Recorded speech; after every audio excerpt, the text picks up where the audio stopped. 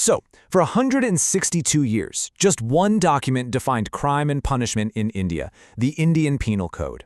It was a legal framework born in the era of British rule. But in 2024, that long chapter officially came to a close. And today, we're going to dig into why. Let's get right to it.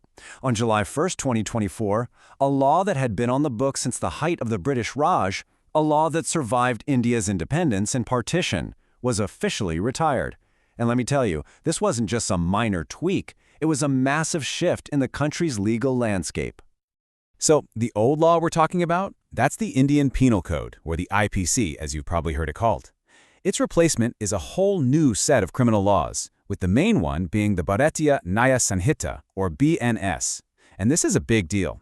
It's about more than just a legal swap. It's a huge step in trying to shape a legal system that's, well, distinctly Indian. So the big question is, why? Why replace a legal framework that has been the backbone of criminal justice for so long? The answer, well, it all goes back to its origins. You really can't separate the story of the IPC from the story of the British Empire in India. I mean, they're completely intertwined. To understand why it was finally replaced after all this time, we have to look at how and why it was created in the first place. The IPC was a massive undertaking. The whole idea was to create the single definitive rulebook for what was a crime in India. We're talking everything from theft to murder. The goal was to build one unified legal system across this incredibly vast and diverse subcontinent. For 162 years, the IPC was basically the operating system for justice in India. And just like any old OS, it got a bunch of updates and patches over the decades to keep it running, but that core architecture, it was still very much Victorian. Now, what's really interesting here is the timeline. The drafting started way back in 1834. But look at this. It took the massive shock of the 1857 rebellion for the British to finally push it across the finish line. That tells you everything, right? It shows how the code wasn't just about law and order. It was a direct tool of colonial power, designed to tighten control after a huge uprising. Okay, so you've got a code written in the 1800s. It was pretty much inevitable that it was going to run into some serious problems in a modern, independent India. And for decades, India's courtrooms, they became the battleground where this tension played out. Let's look at one of the most famous examples of this clash, Section 377. Just listen to this archaic language, talking about acts against the order of nature. This was the section that, for over a century, was used to criminalize homosexuality. In this timeline, wow, it really shows the legal back and forth, this tug of war that went on for years. Rights were granted in 2009, then snatched away in 2013, before finally being secured for good in that historic 2018 Supreme Court ruling.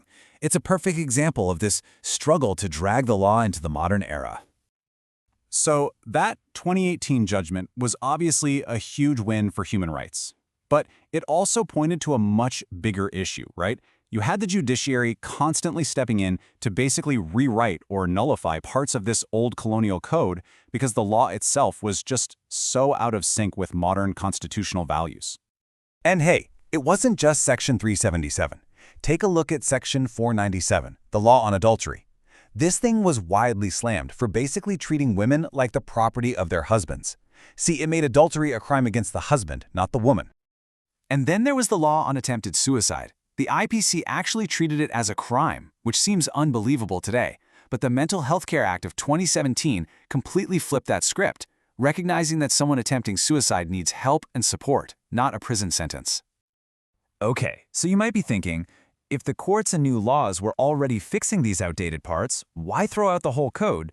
And what kind of legacy does a law this big even leave behind? Well, the official reason for the new laws is pretty clear. It's all about decolonizing the justice system. The argument is that just patching up an old colonial framework, that's not enough. The idea is to build a whole new code from the ground up, one that really reflects the values of India today, not 19th century Britain. Things like restorative justice and gender neutrality are now front and center. But the IPC's influence is massive, and it goes way beyond India's borders. It basically became the legal blueprint for the British Empire. Its structure, its principles, they were all exported across Asia, shaping the criminal codes of countries from Pakistan and Bangladesh all the way to Singapore and Malaysia. It has a truly global legal legacy. And this leaves us with a really big final thought. It's one thing to replace a law on paper, But how do you change an entire legal culture? Think about it. The mindset of lawyers, judges, police, it's all been shaped by the logic of the IPC for generations. So while a new era of law has officially begun, the echo of that old code, it's probably going to stick around for a long, long time.